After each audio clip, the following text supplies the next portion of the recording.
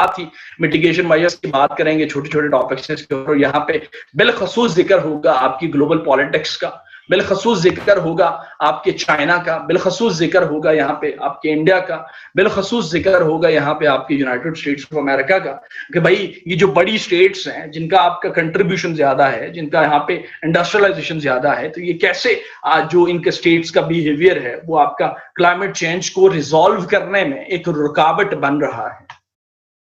Politics कैसे influence कर रही है आपके क्लाइमेट चेंज को। Students, it was all about the area number 5 of climate change।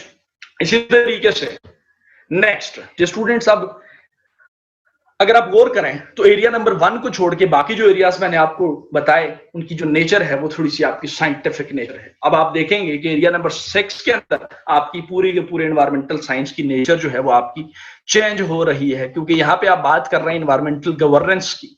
जो स्टूडेंट्स, एक तो आप वो ऐसे के लिए पढ़ेंगे good governance, bad governance etcetera, लेकिन यहाँ पे हम ये देखेंगे भाई इन्वायरमेंटल गवर्नेंस आप किसको कहते हैं। यहाँ पे हम देखेंगे कि भाई पाकिस्तान में, या साथ ही मेंशन कर दूं कि ये जो एरिया नंबर 6 है इसका 100% फोकस सिर्फ और सिर्फ पाकिस्तान पे है। अगर आप गौर करें तो यहाँ पे आपको नजर आ रहा है governance of environment in Pakistan, और आगे यहाँ पे ये कोलन है, यानी कि इस एरिया के अंदर पाकिस्तानी गवर्नमेंट की तैयार शुदा स्ट्रैटेजीज और पॉलिसीज मौजूद हैं। जैसे नेशनल ड्रिंकिंग वाटर पॉलिसी आपको नजर आ रही होगी, नेशनल क्लाइमेट चेंज पॉलिसी नजर आ रही होगी, नेशनल कंजर्वेशन स्ट्रेटजी आपको नजर आ रही है, नेशनल एनवायरमेंटल पॉलिसी आपको नजर आ रही है, हॉस्पिटल मैनेजमेंट रूल्स जो आपने बनाए, पॉल्यूशन चार्ज रूल्स जो आपने बनाए, सैंपल रूल्स जो आपने बनाए, जो पाकिस्तानी हुकूमत ने बना रखे हैं। तो ये चीजें आपके गवर्नेंस के रिलेटेड हैं। यानी ओवरऑल इस एरिया के अंदर हमने नेशनल पॉलिसीज को डिस्कस करना है, और हर साल इस एरिया में से क्वेश्चन आता है। क्लाइमेट चेंज में से भी हर साल क्वेश्चन आता है। ऊपर जो पॉल्यूशन वाला मैंने बताया वहां से भी हर साल क्वेश्चन आता है। एरिया नंबर 1 जो मैंने बताया वहां से भी हर साल क्वेश्चन आता है। एग्जामिनर तकरीबन आपके हर एक एरिया को जो है वो जरूर उसको टच करता है। ये स्टूडेंट्स, आपने देखा कि एनवायरमेंटल गवर्नेंस की नेचर जो है वो नेशनल है, और इसमें हमने गवर्नमेंट ऑफ पाकिस्तान की पॉलिसीज को डिस्कस करना है, और इस पे डिस्क्रिप्टिव क्वेश्चंस आएंगे। किसी किस्म को कोई एनालिसिस नहीं है, एज इट इज वो पूछेगा कि भाई ड्रिंकिंग वाटर पॉलिसी है, जैसे आईपी है 2018 में, आई गेस, वो उस बारे में मुझे बता दो। नेशनल एनवायरमेंटल पॉलिसी जो मुशर्रफ साहब ने बनाई थी, भाई उसके बारे में पूछ लेगा, पूछा भी है पास्ट में, 10 नंबर का क्वेश्चन पूछ सकता है इसके ऊपर। तो descriptive question as it is जो पॉलिसी में है, मान 1 आपने 16 आने, उसी तरीके से चीजें डिस्क्राइब करनी और नंबर लेने और सीएसएस में क्वालिफाई करना है, दैट्स इट। इसी तरीके से जो स्टूडेंट्स, नेक्स्ट एरिया नंबर 7 पे आ जाऊंगा मैं, और एरिया नंबर 7 में आपको नजर आ रहा होगा यहाँ पे ग्लोबल इनिशिएटिव्स। जो स्टूडेंट्स, यहाँ पे अब जो आपकी नेचर है ट्रीटीज की, वो आपकी इंटरनेशनल है। यानी इस एरिया के अंदर तमाम बैनुल-अक़वामी कन्वेंशंस को, ट्रीटीज को आपने हिस्सा बना दिया इस पूरे के पूरे एरिया का। जैसे कि क्योटो प्रोटोकॉल आपने जरूर पढ़ा होगा या पढ़ना है आपने जीएसए में, वो यहाँ पे भी है। मॉन्ट्रियल प्रोटोकॉल है, वो यहाँ पे भी है। कार्टाजीना प्रोटोकॉल है बायोसेफ्टी के ऊपर। जो बायोडाइवर्सिटी लॉस हो रहा है उसके ऊपर जो ट्रीटी है सीबीडी के नाम से, वो भी यहाँ पे है। जो आपकी इंडेंजर्ड स्पीशीज हैं उनकी ट्रेड के ऊपर जो आपका ट्रीटी मौजूद है, उसको हमने डिस्कस करना है। UNFCCC, United Nations framework convention on climate change, जो 1994 में आपने बनाई, एक ट्रीटी था, उसको डिस्कस करेंगे। डेजर्टिफिकेशन के ऊपर आपका ट्रीटी है, उसको डिस्कस करेंगे। सो बात करने का मकसद ये हुआ कि आपके इस एरिया नंबर 7 के अंदर आपके तमाम इंटरनेशनल ट्रीटीज शामिल हैं, और इसमें वही ट्रीटीज आपके सिलेबस में शामिल हैं जो पाकिस्तान ने रेटिफाई कर रखे हैं। जैसे कि आपको यहां नजर आ रहा है कि जनाब environmental agreements ratified by Pakistan. Pakistan ने तमाम ट्रीटीज के अंदर, पाकिस्तान एक एज अ पार्टी मौजूद है, और पाकिस्तान ने तमाम ट्रीटीज को रेटिफाई किया हुआ है। स्टूडेंट्स, इसी तरीके से लास्ट बट नॉट लीस्ट आपका most important topic, most important इसलिए से कह रहा हूं कि आपके इससे पहले एरिया नंबर 6 से पहले आप एनवायरमेंटल प्रॉब्लम्स की बात कर रहे थे, ग्लोबल वार्मिंग, क्लाइमेट चेंज, ब्ला ब्ला ब्ला, ये सारे जितने भी मसले हैं, इन तमाम मसाइल का जो हल है वो आपको एनवायरमेंटल मैनेजमेंट प्रोवाइड करती है। एनवायरमेंटल मैनेजमेंट, तो यहाँ पे पूरे का पूरा एरिया आपका एनवायरमेंटल मैनेजमेंट के रिलेटेड है, जिसमें आपने डिफरेंट टूल्स को यहाँ पे अपनी डिस्कशन का हिस्सा बनाना है। जैसे कि EIA है, एक रिपोर्ट है, EIA की कोई साइंटिफिक प्रोसेस नहीं है, ये सिर्फ एक रिपोर्ट है, और हम देखेंगे भाई ये रिपोर्ट कैसे बनाते हैं आप, और हम ये भी देखेंगे भाई इस रिपोर्ट की वजह से आपकी इन्वायरमेंटल प्रोटेक्शन कैसे इंश्योर होती है। सी है स्ट्रेटेजिक एनवायरमेंटल असेसमेंट, अगेन ये पॉलिसी मेकिंग के रिलेटेड है, जो आपके पॉलिसी मेकर्स, कल को आपने जाके मुल्क पाकिस्तान की पॉलिसी मेकिंग करनी है, तो हम देखेंगे कि सी आपको पॉलिसी मेकिंग में कैसे हेल्प कर सकता है, और उसी पॉलिसी मेकिंग के तहत आप इन्वायरमेंटल प्रोटेक्शन या मैनेजमेंट जो है उसको कैसे इंश्योर कर सकते हैं। इसके साथ ही आपको ये कुछ मैनेजमेंट सिस्टम नजर आ रहे हैं, जो इंजीनियर्स हैं, स्पेशली जो सिविल इंजीनियर्स हैं, उनको वाकिफ होंगे, पता होगा उनको कि जनाब ये आपके कुछ मैनेजमेंट रूल्स होते हैं, सिस्टम्स हैं, जैसे ISO सर्टिफिकेशंस होती हैं आपकी, उसके ऊपर जो है वो हमारी डिस्कशन रहेगी। और इसके साथ हम बात करेंगे किसकी जनाब, आपकी टेक्नोलॉजिकल अप्रोचेस की, कि जनाब कैसे आप, ये छोटा सा टॉपिक है यहाँ पे, participatory approach to the environmental management, इसको डिस्कस करते हुए साथ ही हम टेक्नोलॉजी के ऊपर चले जाएंगे। भैया आपके पास क्या टेक्नोलॉजिकल अप्रोचेस हैं जिनको इस्तेमाल करके आप इन्वायरमेंटल प्रोटेक्शन को इंश्योर कर सकते हैं, जिसमें सॉलिड वेस्ट मैनेजमेंट भी आएगा। सॉलिड वेस्ट मैनेजमेंट आपका GSA में भी है, यहाँ पे भी है। आप कंपोस्टिंग की बात करेंगे, जहां पे बायोलिसिस की बात करनी है, जहां पे आपने ओपन डंपिंग की बात करनी है, जहां पे आपने इंसिनरेशन की बात करनी है, एक्सेट्रा। और इधर ही हम टेक्नोलॉजिकल अप्रोचेस देखेंगे, भाई कैसे आप एयर पोल्यूशन को या वाटर पोल्यूशन को कंट्रोल कर सकते हैं। जैसे कि ये आपको नजर आ रहा है पोल्यूशन कंट्रोल टेक्नोलॉजीज, इसमें कुछ मेथड्स हैं साइंटिफिक जो आपको यहाँ पे पढ़ाए जाएंगे, उन्हीं मेथड्स को एम्प्लॉय करके आप पोल्यूशन को जो है वो रिड्यूस कर सकते हैं, कंट्रोल कर सकते हैं। और इसी तरीके से जो students geographic information system GIS and remote sensing, ये भी आपका GSA के अंदर है, और यहाँ पे भी एज इट इज पढ़ना है। और इसके साथ एक लास्टली छोटा सा टॉपिक है नेचुरल रिसोर्स मैनेजमेंट, जो यहाँ पे हमारी डिस्कशन का हिस्सा रहेगा। It was all about the syllabus of environmental sciences for CSS students. अब इसी तरीके से अब आपकी स्क्रीन के ऊपर सजेस्टेड रीडिंग्स नजर आ रही हैं जी स्टूडेंट्स, और सजेस्टेड रीडिंग्स में एक किताब आपको हाईलाइट हुई नजर आ रही है। इस किताब का नाम लें, इस किताब के ऑथर का नाम लिख लें, किताब का नाम और इसके ऑथर का नाम आप लिख लें अपने पास।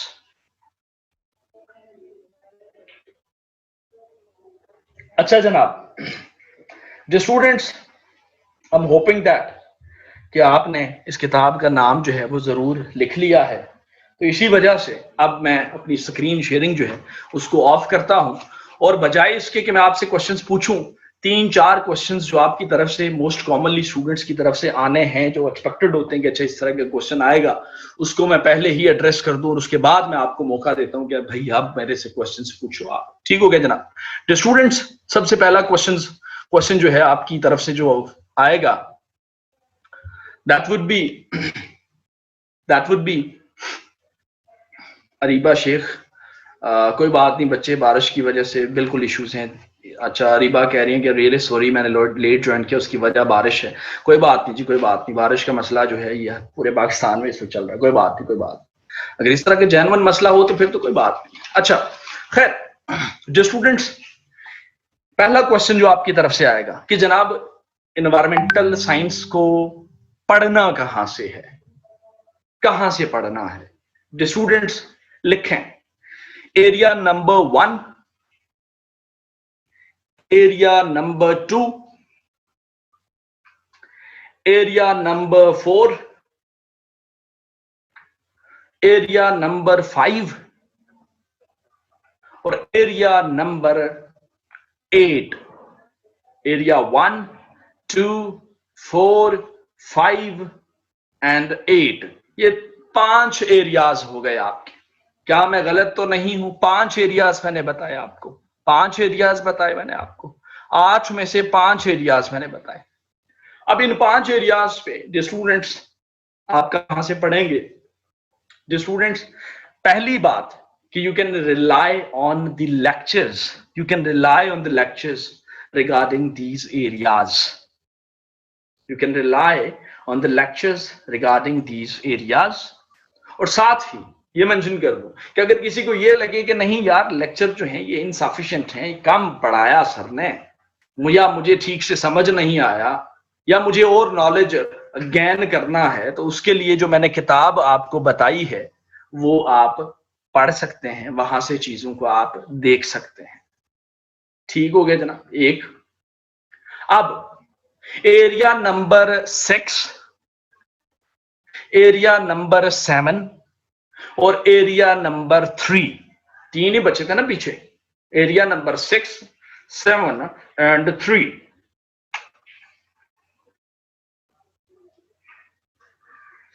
डियर स्टूडेंट्स, इन तीन एरियाज पे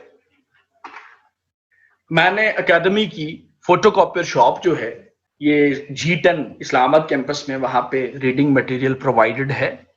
आप उस रीडिंग मटेरियल से इन तीन एरियाज को जरूर पढ़िएगा। एक बात, लेकिन इसका हरगिज मतलब ये नहीं है कि हमारे लेक्चर्स नहीं होंगे। सिर्फ एरिया नंबर 3 वो एरिया है जिसके ऊपर स्पेसिफिक लेक्चर नहीं होगा, बाद में वजह भी बताता हूं। लेकिन एरिया नंबर 6 और एरिया नंबर 7 पे लेक्चर्स भी होंगे, और जो चीजें आपके उस रीडिंग मटेरियल में नहीं है वो आपको लेक्चर्स में बता दी जाएंगी, और जो बाकी उसके ऊपर स्टडी है, क्योंकि उसमें आपकी पॉलिसीज हैं और आपके ट्रीटीज हैं। अब उस पर कुछ समझाने वाली बात तो है नहीं, कोई साइंटिफिक प्रोसेस तो है नहीं जो मैं आपको समझाऊं। वो सिर्फ आपने रीड करना, जो समझाने वाली आपकी 2-4 चीजें हैं उसके अंदर, वो मैं आपको समझाऊंगा, और हम बात भी करूंगा 2-3 पॉलिसीज के ऊपर इन डिटेल। और बाकी आपने उस रीडिंग मटेरियल से ये 3 एरियाज आप पढ़ सकते हैं, आप पढ़ें वहां से। अब आ जाता हूं दूसरे क्वेश्चन पे जो आपकी तरफ से होगा कि जनाब CSS के अंदर एनवायरमेंटल साइंस का सिलेबस जो है ये बहुत लेंथी है। जी वाकई में ऐसा है कि जनाब एनवायरमेंटल साइंस का सिलेबस जो है इट लुक्स वेरी लेंथी। कोई शक नहीं, आप में से काफी ने जो है वो ऑब्जर्व किया होगा लेक्चर को, ये सिलेबस देखते हुए, यार ये तो बहुत ज्यादा चीजें हैं। जो स्टूडेंट्स, एक बात मेंशन कर दूं कि अगर किसी को ये लगता है कि एनवायरमेंटल साइंस का सिलेबस लेंथी है तो वो बंदा या बंदी वो बिल्कुल गलत है। उसकी वजह यह है कि जनाब एनवायरमेंटल साइंस में कुल मिला के आपकी 4 से 5 बुनियादी चीजें हैं, 4 से 5 बुनियादी चीजें हैं जिनके ऊपर अबूर हासिल करने के बाद आप बाकी जो इसके अंदर मौजूद टॉपिक्स हैं आसानी के साथ कर सकते हैं। एक वजह नंबर दो कि जनाब आपके इन्वायरमेंटल साइंस के जितने भी टॉपिक्स हैं वो एक दूसरे के साथ आपकी बहुत ज्यादा ओवरलैपिंग रखते हैं। यानी आप देखेंगे कि इसमें बार बार, जैसे मैं एग्जांपल दूंगा कि भाई ग्लोबल वार्मिंग पढ़ोगे तो उसमें बायोडाइवर्सिटी लॉस भी है, और बायोडाइवर्सिटी लॉस अलग टॉपिक के तौर पे भी है। ग्लोबल वार्मिंग पढ़ोगे तो पोल्यूशन भी पढ़ोगे, पोल्यूशन पे अलग टॉपिक भी है। तो ये इस वजह से, ये आपके बार बार ओवरलैपिंग की वजह से ये सिलेबस आपका स्क्वीज होके बहुत थोड़ा रह जाता है। एक बात। अब साथ ही अगर इसके बावजूद अगर किसी को एनवायरमेंटल साइंस का सिलेबस लेंथी लगे तो उसके लिए मैं ये कहता हूं, जो मैंने एरिया नंबर 3 आपसे अर्ज किया कि उसको मैं स्पेसिफिक नहीं पढ़ाऊंगा, तो भाई एरिया नंबर 3 जो है उसको आप अगर छोड़ भी देंगे तो उससे कोई नुकसान नहीं होगा। ऐसा नहीं है कि उसमें से क्वेश्चन नहीं आएगा पेपर में, क्वेश्चन तो आता है हर साल, लेकिन आपने चॉइस में होता है, आपने 4 क्वेश्चन अटेम्प्ट करने होते हैं। तो बाकी एरियाज अगर आप अच्छे से प्रिपेयर कर लें तो आप आराम से जो है वो 4 क्वेश्चन आप सुकून के साथ अटेम्प्ट कर सकते हैं। ये आपके 2 क्वेश्चंस हो गए। तीसरा क्वेश्चन जो आपकी तरफ से होगा जनाब, what is the scoring trend of environmental science in CSS? The students, मेरे अपने ही आपके नोआ के स्टूडेंट्स हैं जिन्होंने 79, 73, 72, 75 स्कोर किया हुआ है। नोआ के स्टूडेंट्स ही हैं जिन्होंने 49 भी स्कोर किया, 39 भी स्कोर किया, 46 भी स्कोर किया और 50s में भी स्कोर किया। यानी इसमें इस सब्जेक्ट के अंदर जो मार्क्स लेने की आपकी एक जो रेशो है जो स्टूडेंट्स, वो आपकी परफॉर्मेंस बेस्ड होगी। जितना आप अच्छा पेपर अटेम्प्ट करेंगे, जितना आपका पेपर प्रेजेंटेशन अच्छा होगा, उतने ज्यादा आप मार्क्स गेन कर सकते हैं। ये हरगिज ऐसा सब्जेक्ट नहीं है कि जनाब जो एक साल आपको 90 में नंबर दे और दूसरे साल आपको ये स्टूडेंट्स इसके अंदर फेल होते नजर आए, ऐसा बिल्कुल भी नहीं है। ये आपका सब्जेक्ट जो है ये स्टेबल सब्जेक्ट है, स्टेबिलिटी है इसके अंदर। बहुत थोड़े से स्टूडेंट्स इसके अंदर होते हैं और उसमें से जो अच्छे होते हैं वो मार्क्स ले जाते हैं और कुछ बाकी जो है वो पास होते हैं, कुछ फेल भी होता है। सो इसमें परफॉर्मेंस बेस्ड आपकी स्कोरिंग है, स्कोरिंग ट्रेंड है। अगर मैं एवरेज बताऊं आपको, एवरेज बताऊं, अगर मेरे से आप एवरेज पूछेंगे तो भाई मैं एवरेज बताऊंगा आपको 50s में एवरेज स्कोर रहेगा इसके अंदर, एवरेज बता रहा हूं आपको। इसी तरीके से स्टूडेंट्स, इसमें रिस्क फैक्टर जो है वो आपका बहुत कम है, सेफ सब्जेक्ट है, उसकी वजह इसकी स्टेबिलिटी है कि इसके हिट होने के चांसेस वांसेस इस तरह की कोई चीज इसके सब्जेक्ट के अंदर नहीं होती। The students, it was all about from my side। अब कोई क्वेश्चन है तो जरूर पूछें, और कोई सीरियस क्वेश्चन, रेलेवेंट क्वेश्चन है तो जरूर पूछें, अदरवाइज जो है हम लेक्चर अपना जो है, क्लास जो है वो अपनी स्टार्ट करते हैं। जी जनाब, participants now it's over to you now.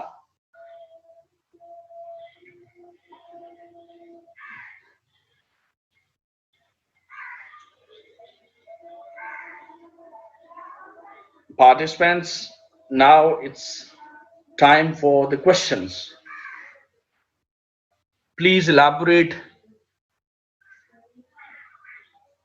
Botkin's book how to read। Sir अगर किसी का साइंस बैकग्राउंड है ना हो तो सब्जेक्ट लेना चाहिए। Does environment science helps with English essay. अच्छा जनाब, पहला क्वेश्चन है कि मैं किताब को कैसे पढूं। भाई किताब को आपने किताब की तरह ही पढ़ना है बच्चे। अब इसमें मैं क्या आपकी मदद कर सकता हूं। दूसरा क्वेश्चन है कि जनाब बैकग्राउंड, जो स्टूडेंट्स आपने देखा सिलेबस और इसके अंदर आपको जो साइंस नजर आई वो उतनी ही साइंस है जो जीएसए में है। सो लिहाजा ये साइंटिफिक सब्जेक्ट तो किसी भी तरफ से नहीं है। मैं अक्सर जो है वो डॉक्टर इरफान खान साहब जो हैं, जिन्होंने ये सिलेबस डिजाइन किया था, मेरे सुपरवाइजर भी थे, हमारे डिपार्टमेंट के एचओडी भी थे, उनसे बात करता था। मैं कहता था कि सर ये इन्वायरमेंटल साइंसेज आपने क्यों नाम रखा है इस सब्जेक्ट का सीएसएस के अंदर, इसका नाम इन्वायरमेंटल स्टडीज रख देते। स्टूडेंट जो है वो कंफ्यूजन का शिकार रहता है, डरता है साइंस से और साइंस की तरफ नहीं आता। तो भाई ये साइंस तो किसी तरफ से नहीं है। आपकी ट्रीटीज भी हैं, पॉलिटिक्स भी है, इकोनॉमिक्स भी है, साइंस वही है जो जीएसए में है। लिहाजा इन्वायरमेंटल साइंस अगर कोई ऑप्ट करना चाहे तो हिज और her background has nothing to do with the environmental science. ये हो गया। नेक्स्ट क्वेश्चन है जी इंजीनियर मोहम्मद हसन साहब का, जी कैसे में हेल्प करेगा या नहीं। बच्चे अगर आपका ग्लोबल वार्मिंग और क्लाइमेट चेंज पे ऐसे आ जाते हैं तो ऑब्वियसली ये बना बनाया आपका पूरा ऐसे होगा, जो हमने चीजें इन डिटेल करनी होती हैं, और अगर नहीं आता तो फिर नहीं हेल्प करेगा। अगर आ जाता है क्लाइमेट चेंज पे, इन्वायरमेंटल इशू किसी पे भी आपका आ जाता है तो आपको ये हेल्प जरूर करेगा। जी जनाब, नेक्स्ट क्वेश्चन। जी जनाब, नेक्स्ट क्वेश्चन। क्वेश्चंस बहुत कम हैं। सर केमिस्ट्री बैकग्राउंड से हूं, इन्वायरमेंटल केमिस्ट्री ऑप्शनल सब्जेक्ट पढ़ा है, ऑप्ट कर लेना चाहिए। कंवल नौरीन, अगर आपने केमिस्ट्री पढ़ी है, केमिस्ट्री का बैकग्राउंड है, तो भाई आप इन्वायरमेंटल साइंस ऑप्ट कर लें, कोई मसला नहीं है। बुक की इफेक्टिव रीडिंग कैसे करें, ये क्वेश्चन बड़ा जनरल नेचर का है, बड़ा जनरल नेचर का है कि बुक की इफेक्टिव रीडिंग कैसे करें। इसके ऊपर मैं फिर कहीं बात करूंगा, अभी ये इन्वायरमेंटल साइंस के रिलेटेड मुझे क्वेश्चन नहीं लग रहा। सर बॉटकिन की किताब इज रियली वेरी लेंथी। जी साजिद रहमान, इसीलिए मैंने कहा ना लेंथी है। मैं साथ में आपको चॉइस दे रहा हूं कि भाई आप लोग लेक्चर पे भी रिलाई कर सकते हो, और आप लोग अगर कोई ज्यादा पढ़ना चाहे तो उसके लिए मैंने किताब दे दी, बच्चे यहां से पढ़ लो, ठीक है। अच्छा नेक्स्ट, सर फाइनली डिसाइड करके आए कि ऑप्ट करना। ओके जी ठीक है। अच्छा जनाब, ठीक हो गया जनाब। और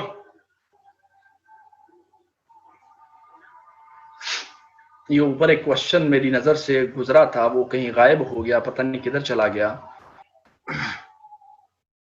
हाँ, प्रिपरेशन टाइम पूछा हुआ यास्मीन शबीर ने। Dear, it will take around 8 to 10 days to prepare itself, 8 to 10 days in average। Intro and achievement, I have no achievement Sajid Rahman to share with you guys. I'm just a teacher there, and I'm teaching environmental science at NOAA since 3 years, and I'm teaching general science and ability as well at NOAA.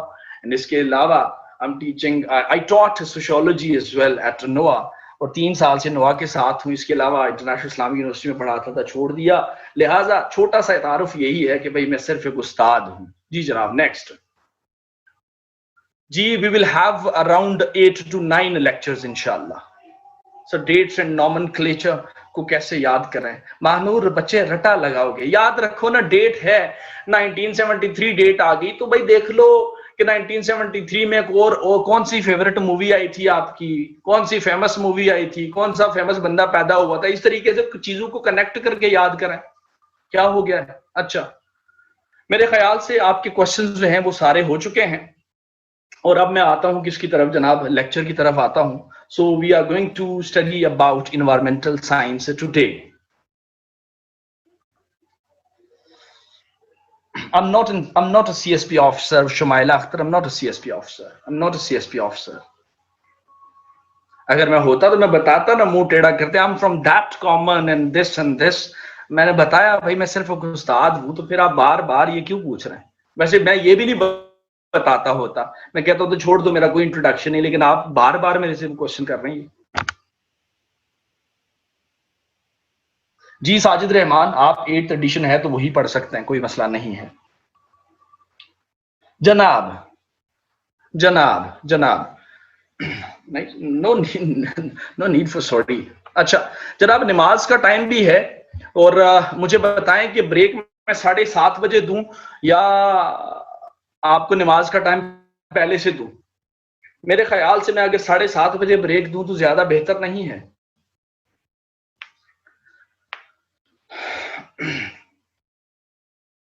नमाज पढ़ के lecture start करते हैं। अच्छा पढ़ें, और exactly 7 बजे जो है वो आपकी क्लास। डियर पार्टिसिपेंट्स, आज के टॉपिक की तरफ जाने से पहले 3 बुनियादी जो आपकी डेफिनेशंस हैं, 3 बुनियादी जो टर्म्स हैं उसकी बात करेंगे, उसके बाद हम आज के टॉपिक की तरफ जाएंगे। पार्टिसिपेंट्स, अगर मैं आपसे ये पूछूं कि मुझे बताओ कि साइंस किसको कहते हैं, तो आई होप ज्यादातर लोगों को आइडिया होगा कि साइंस से क्या मुराद है।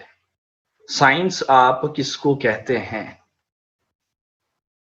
आप मुझे क्या आंसर देंगे कि जनाब साइंस से क्या मुराद है, या साइंस को डिफाइन कैसे करेंगे आप?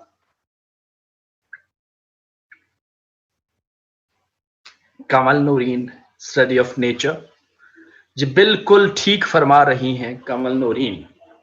कमल नूरीन के मुताबिक साइंस जो है वो स्टडी ऑफ नेचर है, और वाकई में ये स्टडी ऑफ नेचर ही है, लेकिन इसमें थोड़ा सा आप चीजों को ऐड करेंगे, एक लफ्ज को ऐड कर देंगे सिर्फ कि जनाब science is about the scientific और systematic study of nature. Systematic और scientific study of nature.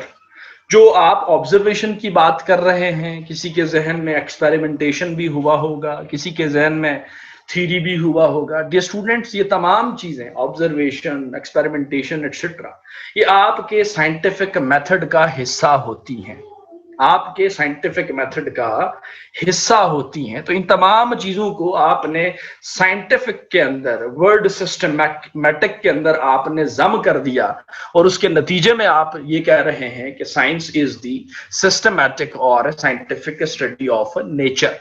Science का पता चल गया। अब nature is a broad term. आपके पास आपकी सराउंडिंग्स में बेबहा चीजें हैं, आपके पास लिविंग ऑर्गेनिजम्स भी हैं जिनको आप बायोटिक फैक्टर्स कह सकते हैं, आपके पास नॉन लिविंग थिंग्स भी मौजूद हैं जिनको आप ए बायोटिक फैक्टर्स भी कह सकते हैं। सो नेचर के अंदर बेशुमार चीजें आपकी एग्जिस्ट कर रही हैं। ओवरऑल साइंस को आपने कहा कि इसी नेचर की स्टडी को आप क्या कह रहे हैं? साइंस कह रहे हैं। दूसरी टर्म पे आऊंगा, and that would B environment. कि जनाब इन्वायरमेंट से क्या मुराद है? बहुत आसान चीज है। इन्वायरमेंट से मुराद क्या है? आप सबको आता है, ये मुझे पता है। आप मुझे बताएं कि what is environment? What is environment?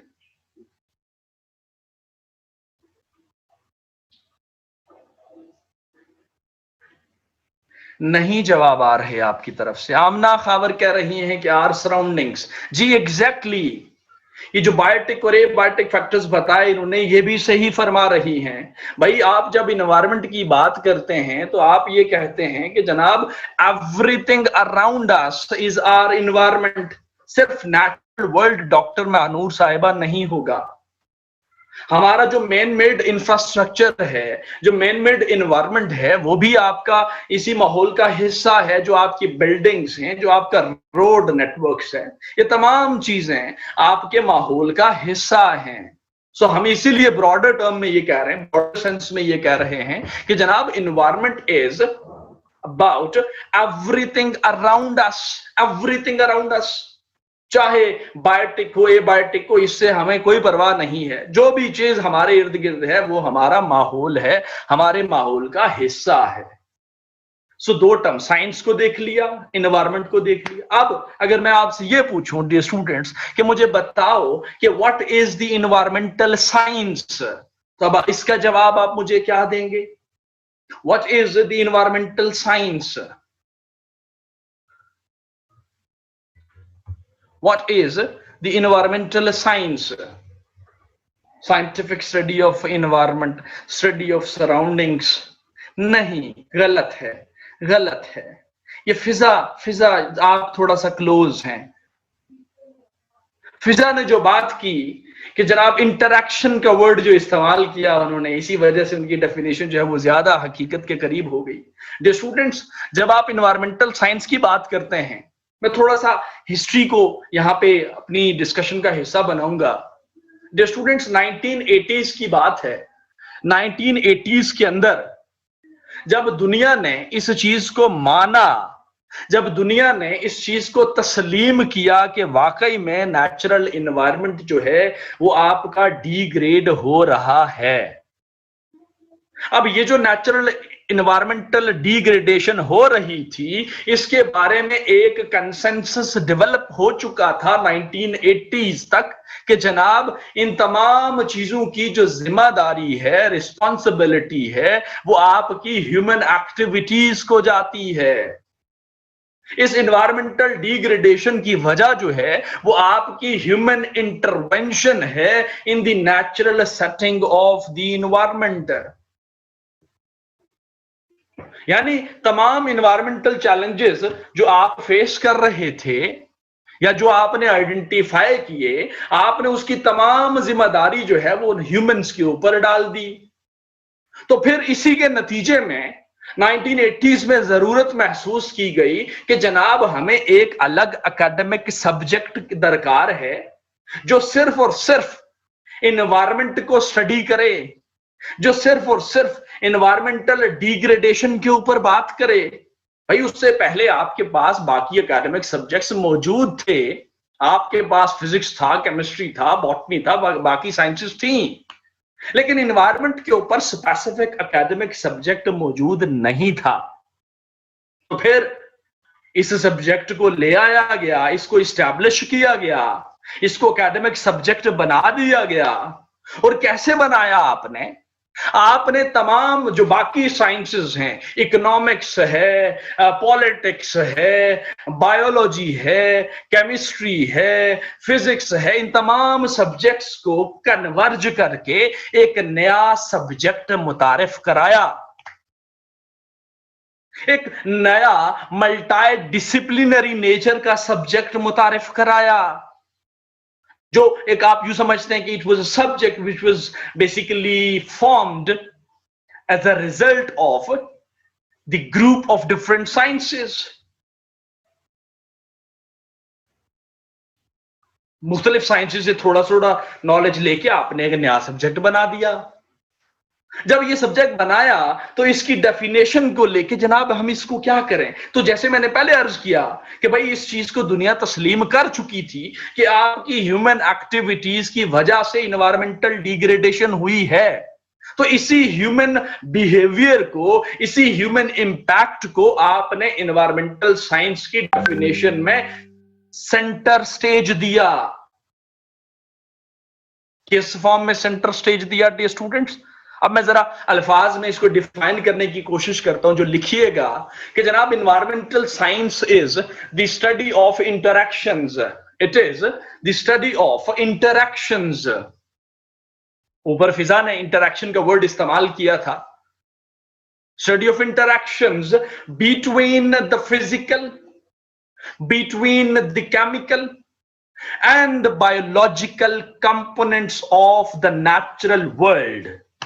एक बात ये क्लियर हो गई कि जनाब जो आपके पास डिफरेंट इन्वायरमेंटल कंपोनेंट्स हैं, जो बायोलॉजिकल हैं, केमिकल हैं और फिजिकल हैं, उनके दरमियान इंटरैक्शंस की स्टडी को आप इन्वायरमेंटल साइंस कहते हैं। मैं रिपीट करता हूं, ज्यादा रिपीट नहीं कराना मेरे से आपने। मेरे बारे में मशहूर है कि मैं बहुत तेज बोलता हूं, मैं कोशिश करता हूं आहिस्ता बोलने की, लेकिन ये मेरा खानदानी मसला है, तो लिहाजा आपने जान डालनी है अपने हाथों में, दूध शूध पी के लेक्चर में बैठना है। अच्छा, क्या अर्ज कर रहा था कि जनाब it was a study of interactions between the physical, chemical and biological components of the natural world. Full stop नहीं डालना अभी आपने। Biological components of the natural world, साथ ही लिखेंगे including there effects, including their effects on all types of organisms, on all types of organisms। कि माहौल जो है वो कैसे तमाम ऑर्गेनिजम्स को मुतासिर करता है, माहौल के तमाम ऑर्गेनिजम्स के ऊपर जो असरात मुरत्तब होते हैं, उसकी स्टडी को आप इन्वायरमेंटल साइंस कह रहे हैं। लेकिन अभी डेफिनेशन कंप्लीट नहीं हुई। मैंने पहले मेंशन किया कि आप सेंटर स्टेज में रखेंगे, ह्यूमंस को रखा गया। सो इसलिए मेंशन है यहां पे कि जनाब how humans impact there surroundings. भाई आपके प्लांट्स जो हैं वो तो अपनी सराउंडिंग्स को इतना ज्यादा मुतासर नहीं करते, ज्यादा जो आपकी अल्टरेशंस हुई हैं इन्वायरमेंट के अंदर वो ह्यूमन एक्टिविटीज का नतीजा है। बाकी लिविंग ऑर्गेनिजम्स ने इतना इंपैक्ट नहीं किया। ये ह्यूमंस हैं, इंसान हैं, मैं हूं, आप लोग हैं, जिसकी वजह से आपकी सराउंडिंग्स के अंदर तब्दीलियां रूनुमा हुई हैं। तो इसलिए आपने कहा कि जनाब how humans impact there surroundings, यानी वर्ड जो इंटरैक्शन का यूज हुआ था, दैट इज कि अच्छा आपका एक टू वे रिलेशनशिप बिल्ड हुआ। आप एक टू वे रिलेशनशिप की बात कर रहे हैं, जहां पे आपका जो नेचुरल इन्वायरमेंट है वो ऑर्गेनिजम्स को मुतासिर कर रहा है, इंक्लूडिंग द ह्यूमन बीइंग्स। भाई आपके ह्यूमन बीइंग्स भी तो आपके लिविंग ऑर्गेनिजम्स हैं, और जहां पे आपके ह्यूमन जो हैं वो आपकी अपनी सराउंडिंग्स को मुतासिर कर रहे हैं, इंपैक्ट कर रहे हैं, और इस तमाम इंटरैक्शन की स्टडी को कि कैसे मुतासिर करते हैं, क्या असरात मुरत्तब होते हैं, इसको आप क्या कहते हैं? इन्वायरमेंटल साइंस कहते हैं। जो स्टूडेंट्स, साथ ही बता दूं कि आज की तारीख में, बल्कि आज की तारीख नहीं, आज से 4-5 साल पहले आपके एनवायरमेंटलिस्ट का एक ग्रुप दुनिया में मर्ज हुआ जिसने ये क्लेम कर रखा है कि जनाब environmental science is the study of leadership. It is a science of leadership, study of leadership नहीं बल्कि यूं लिखें, it is a science of leadership. अब ये जो डेफिनेशन है लीडरशिप वाली, ये कंटेस्टेड है, इसके ऊपर क्रिटिसिज्म भी है। आपको जो मैं पहले जो डेफिनेशन लिखवाई, आप यही पेपर में खैर नहीं लिखेंगे आप डेफिनेशन, तो वो नहीं पूछेगा आपसे। ये तो मैं समझा रहा हूं आपको ताकि आपको पता चले भाई कि आपके पूरे सिलेबस में ये एनवायरमेंटल साइंस कैसा सब्जेक्ट है। तो आपने अभी सिलेबस देखा, उसमें pollution, global warming, climate change, भाई हर जगह पे आपकी ह्यूमन एक्टिविटीज ही आप देखेंगे जिसकी वजह से ये तमाम तब्दीलियां आपकी हो रही हैं। जे स्टूडेंट्स, क्या यहां तक क्लियर है? मैं आगे बढ़ सकता हूं अभी?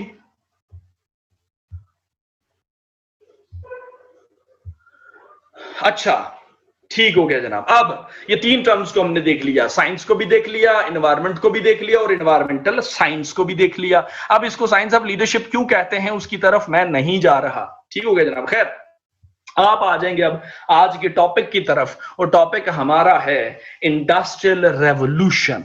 मैं टॉपिक यहां पे चैट बॉक्स में लिख के छोड़ रहा हूं कि हम क्या पढ़ने जा रहे हैं, इंडस्ट्रियल रेवोल्यूशन। इंडस्ट्रियल रेवोल्यूशन, ये रेवोल्यूशन के स्पेलिंग जो है वो मैंने गलत लिख दिए हैं, दोबारा लिख देता हूं। इंडस्ट्रियल रेवोल्यूशन, ये हमारा आज का टॉपिक है।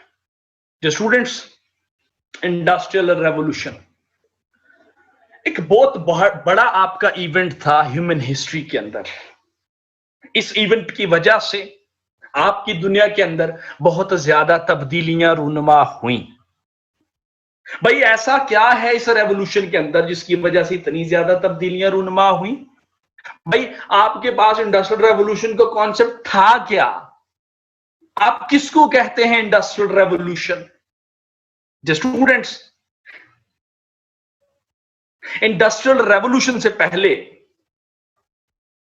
आपकी दुनिया में जो आपकी मैन्युफैक्चरिंग प्रोसेसेस थे, जो आपके पास गुड्स मेकिंग थी, प्रोडक्ट मेकिंग थी जो आपकी, वो साइंटिफिक नहीं थी। आपके पास दुनिया में इंडस्ट्रियल यूनिट्स या फैक्ट्री सिस्टम नहीं था। आपके जो प्रोडक्शन प्रोसेसेस थे वो आपके सिंपल थे। लेकिन ये तमाम चीजें जो इंसान एक आपका तारीख में करता चला आ रहा था, ये तमाम चीजें आपकी ट्रांसफॉर्मेशन का शिकार हुई। तो इसीलिए हम इंडस्ट्रियल रेवोल्यूशन को कहते हैं कि जनाब it is a complete transformation. Word transformation लाजमी लिखिएगा, it is a complete transformation. It is a complete transformation. भाई किसमें?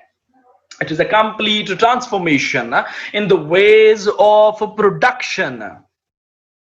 In the ways of production. It is a complete transformation in the ways of production from the traditional ways towards the scientific or modern ways of production. Towards the scientific or modern ways of production. यानी कुल मिला के industrial revolution जो है उसका central idea क्या है कि जनाब आपके प्रोडक्शन मेथड्स जो हैं वो तब्दील हुए, वो ट्रांसफॉर्म हुए, और इसी को आप इंडस्ट्रियल रेवोल्यूशन कहते हैं।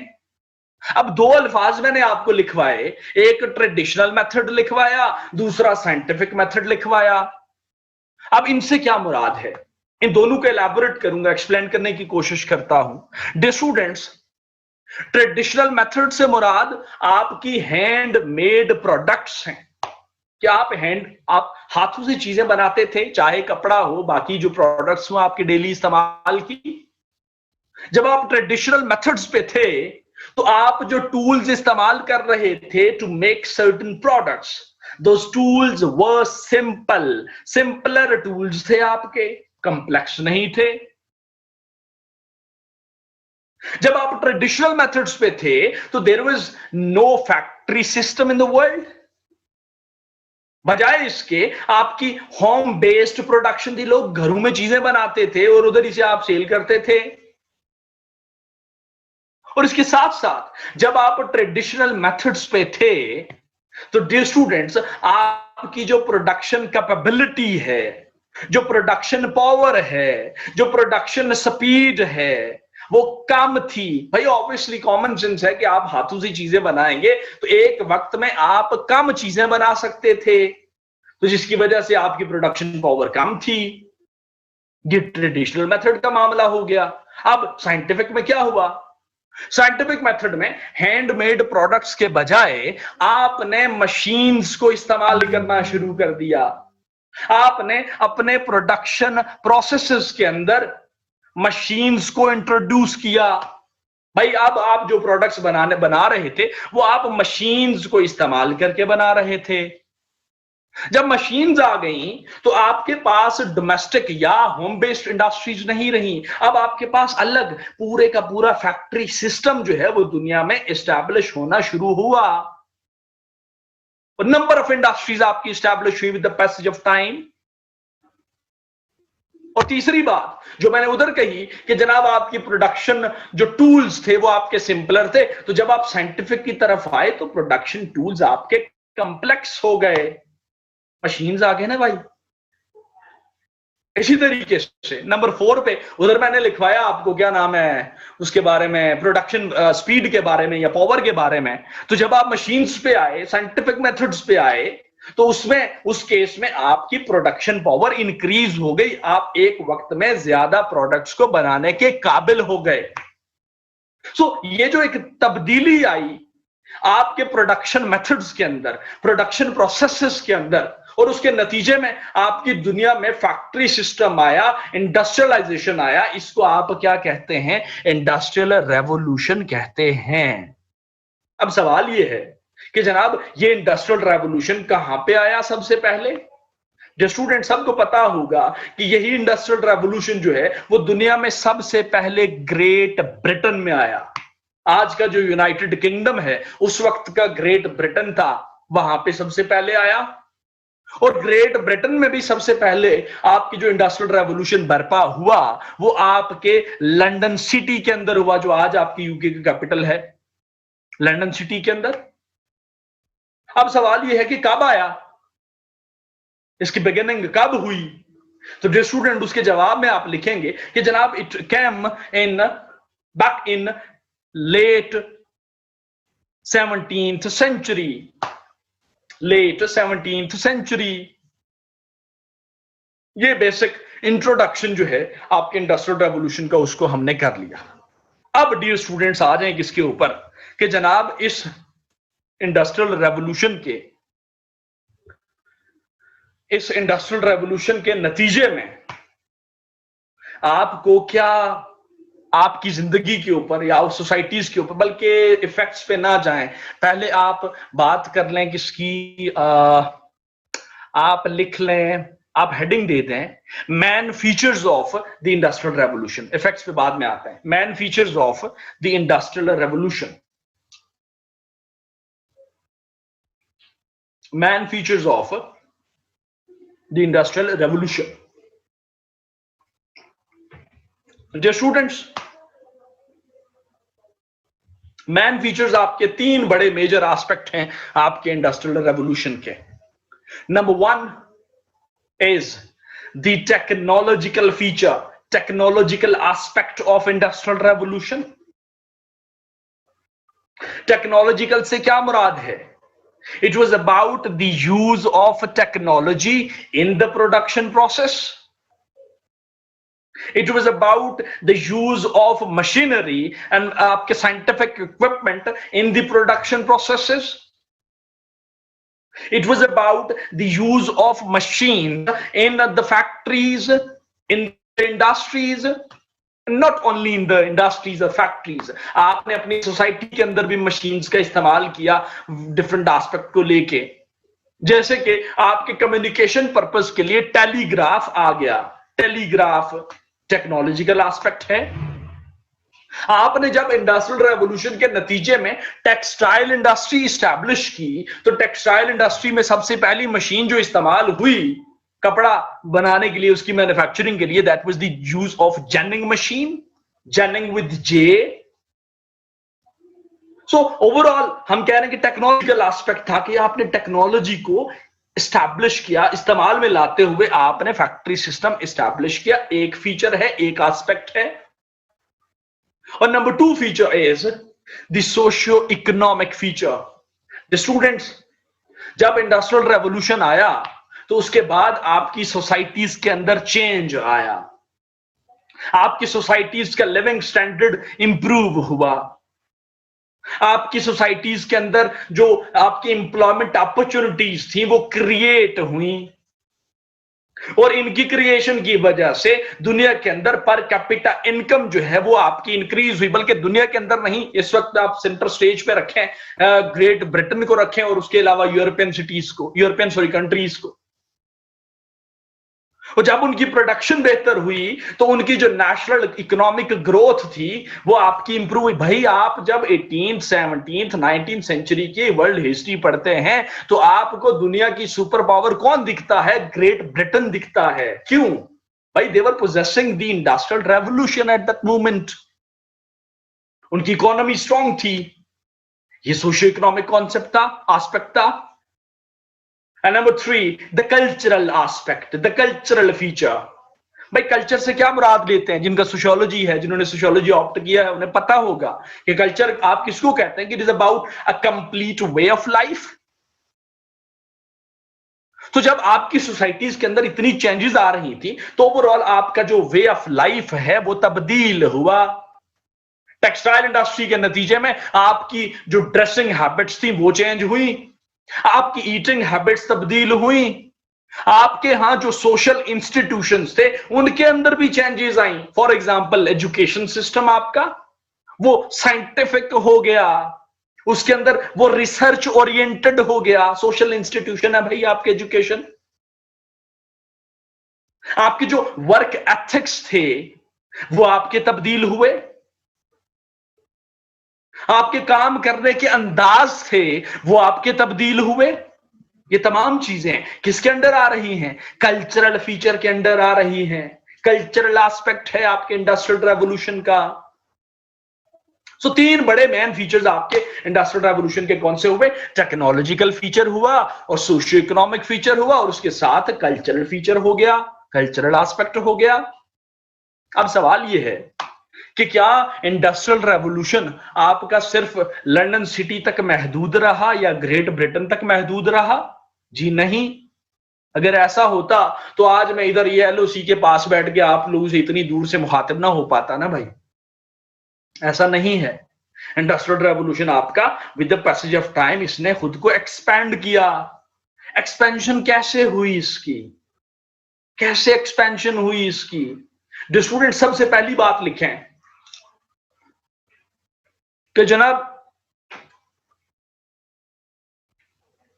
लंदन सिटी जो है that became the most attractive place in the world in the aftermath of industrial revolution. Most attractive place. जब attractive place बना, क्यों बना? जब बना तो क्यों बना भाई? वहां पे फैक्ट्रीज थी, वहां पे एम्प्लॉयमेंट अपॉर्चुनिटीज थी, वहां पे बेहतर फैसिलिटीज थी, वहां पे बेहतर एजुकेशनल फैसिलिटीज थी।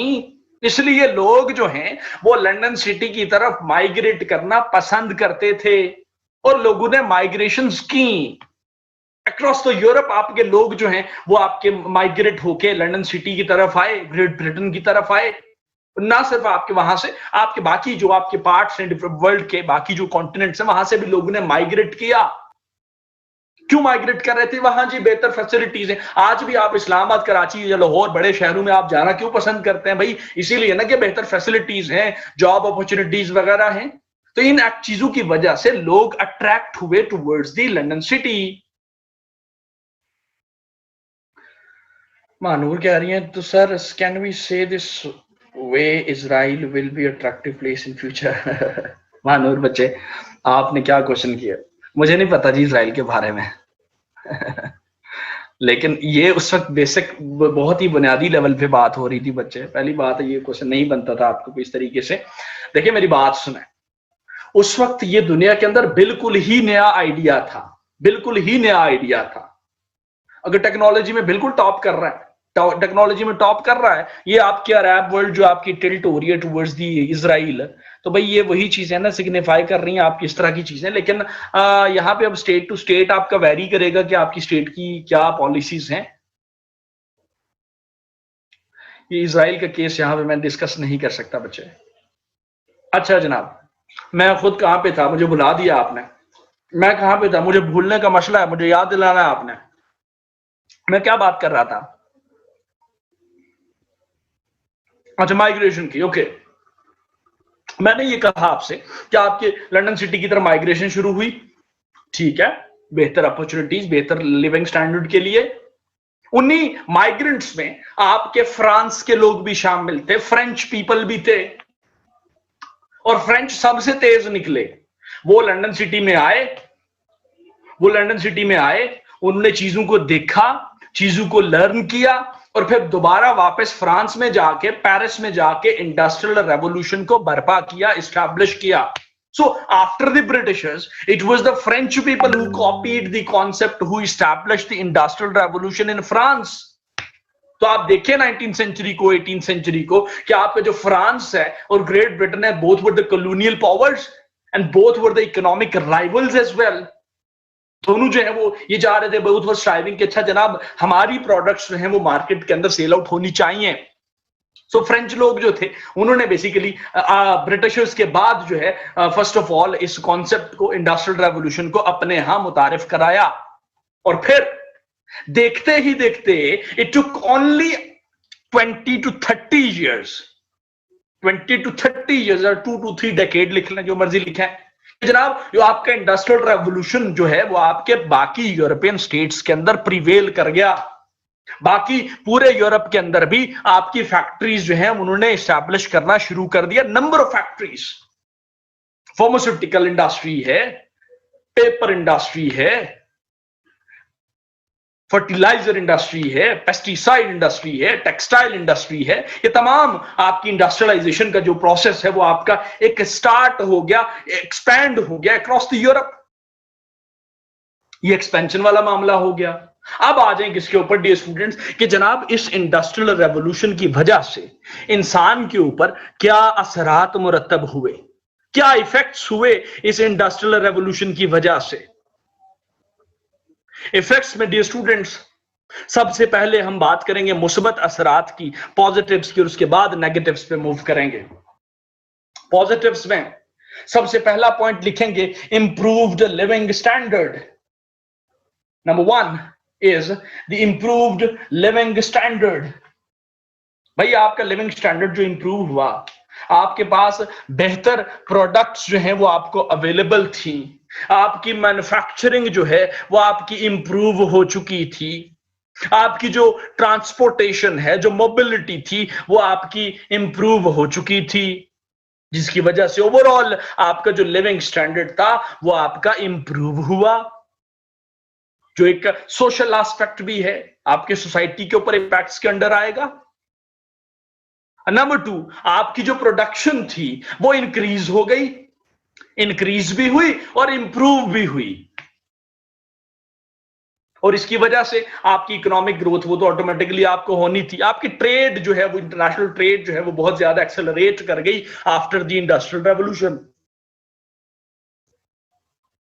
इसके बाद आपके जो कम्युनिकेशन मीन्स थे, कम्युनिकेशन मैकेनिज्म था, ओके आयशा नवाज, आपका जो कम्युनिकेशन मैकेनिज्म था, मीन्स थे, वो आपके इंप्रूव। टेलीग्राफ की मैंने एग्जांपल दी, उसके बाद ये व्हीकल्स हैं वो आपकी आ जाती हैं, और बाद में आप मूव करते चले गए, अपनी कम्युनिकेशन को इंप्रूव करते चले गए, और दुनिया के दरमियान जो डिस्टेंस था वो कम हुआ। आपकी जो रीच थी up to the remote regions वो आपकी जो है वो इंश्योर हुई, और लोगों के दरमियान जो कनेक्टिविटी थी वो आपकी बढ़ी। और इसी कनेक्टिविटी को आज की जुबान में हम क्या कहते हैं, ग्लोबलाइजेशन कहते हैं। भाई ग्लोबलाइजेशन के अंदर आपके इंडस्ट्रियल रेवोल्यूशन का बड़ा मेजर रोल है। फिर इसी तरीके से एक और पॉजिटिव लिखें जो नेगेटिव में भी आएगा, that is the rapid industrialisation. Rapid industrialisation, industrial activity आपकी ज्यादा हुई, डिफरेंट टाइप्स ऑफ इंडस्ट्रीज, आपकी नंबर ऑफ इंडस्ट्रीज आपकी स्टैब्लिश होना शुरू हो गई यूरोप के अंदर। और फिर इसी इंडस्ट्रियल रेवोल्यूशन के नतीजे में आपके यहां मेडिकल रेवोल्यूशन आया, आपकी दुनिया में मेडिकल रेवोल्यूशन आया, मेडिकल रेवोल्यूशन आया। भाई पहले आप ट्रेडिशनल ट्रीटमेंट्स कर रहे थे, हर्बल ट्रीटमेंट कर रहे थे, वो एक जख्म को ठीक होने के लिए पता नहीं कितने महीने लग जाते थे। अब आपकी फार्मास्यूटिकल प्रोडक्ट्स आपके यहाँ अवेलेबल थी, फार्मास्यूटिकल फर्म्स एस्टैब्लिश हो चुकी थी, मेडिकल इक्विपमेंट आपका मॉडर्नाइज होना शुरू हो गया as a result of industrial revolution. और आज तो आप बहुत आगे आ गए हैं, आज तो आप चौथे के 5वें इंडस्ट्रियल रेवोल्यूशन पे खड़े हैं। ये किसकी वजह से मुमकिन हुआ? आपके इंडस्ट्रियल रेवोल्यूशन की वजह से मुमकिन हुआ। और फिर बात यहां पे नहीं रुकती, आपके जो एग्रीकल्चरल रेवोल्यूशन है जिसको मैं अलग भी पढ़ाऊंगा, वो भी आपकी किस वजह से हुआ? आपके इसी इंडस्ट्रियल रेवोल्यूशन का नतीजा है। सो ओवरऑल अगर मैं सम अप करूं तो मैं ये कहूंगा कि जनाब इंडस्ट्रियल रेवोल्यूशन की वजह से इंसान की जिंदगी जो है दुनिया में वो आसान हो गई, आपके यूरोपियंस की जिंदगी जो है वो आसान हो गई, और फिर बाद में वहीं से आपका यूरोपियन आइडियाज ही आपके बाकी एरियाज में, बाकी रीजन्स में आपके एक्सपैंड किया उन्होंने। भाई हमारे यहाँ पे आपके सब कॉन्टिनेंट में इंडस्ट्रियल रेवोल्यूशन को लेके आने वाला कौन है? ईस्ट इंडिया कंपनी है, ब्रिटिशर्स, यहां पे रेलवेज, रेल नेटवर्क्स बिछाने वाले कौन हैं? भाई ब्रिटिशर्स। सो ये चीजें, आपकी जो प्रोसेस स्टार्ट हुआ, इनिशिएट हुआ, वो आपका लंदन सिटी से हुआ, ग्रेट ब्रिटेन से, और बाद में पूरी दुनिया, आज की तारीख में इसने पूरी दुनिया को अपनी लपेट में ले लिया हुआ है, और जिसके नतीजे में हम देख रहे हैं कि आपकी ओवरऑल जो जिंदगी है वो आसान हुई। जो स्टूडेंट्स, क्या यहां तक क्लियर है? कोई मसला, कोई परेशानी किसी किस्म का अभी तक?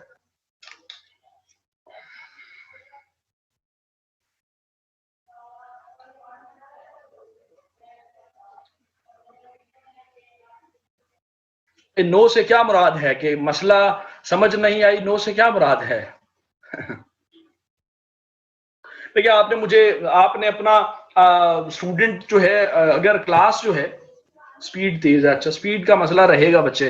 इरफान, अच्छा जनाब, अल्लाह भला करे। नेक्स्ट,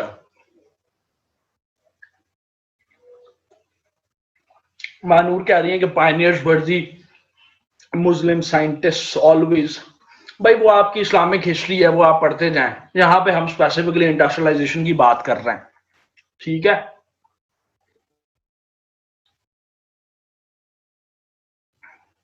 ओके जी, मैं स्लो करने की कोशिश करता हूँ स्पीड। ठीक है, ठीक है, ठीक है, ठीक है। अच्छा, अच्छा डियर स्टूडेंट्स, मानूर आप इस्लामिक चीजें वो ऐड नहीं करेंगे यहाँ पे, क्या जरूरत है आपको ऐड करने की?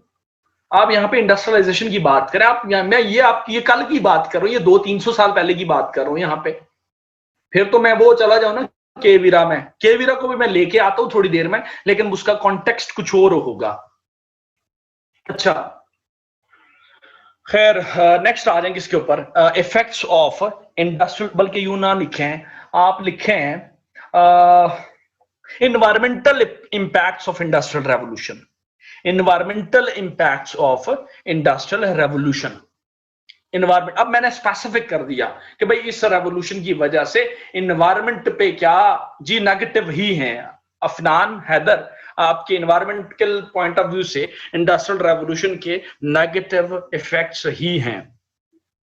अभी सिर्फ पहले मैं फोकस करता हूं इन्वायरमेंटल इफेक्ट्स के ऊपर। स्टूडेंट्स, हमने कहा ना कि जनाब आपकी प्रोडक्शन तेज हो गई, प्रोडक्शन तेज हुई तो आपके जो नेचुरल रिसोर्सेज की एक्सप्लॉयटेशन है वो तेज हुई, और जब नेचुरल रिसोर्सेज की एक्सप्लॉयटेशन को तेज कर दिया आपने, तो उसके नतीजे में रिसोर्स स्कार्सिटी आपको मिली। रिसोर्स स्कार्सिटी आपको मिली, आपके रिसोर्सेज, नेचुरल रिसोर्सेज जो हैं वो आपके श्रिंक होना शुरू हो गए। फिर भाई जब आपने इंडस्ट्रियल रेवोल्यूशन बर्पा किया तो उसी के नतीजे में आपको एयर पोल्यूशन तोहफे में मिली।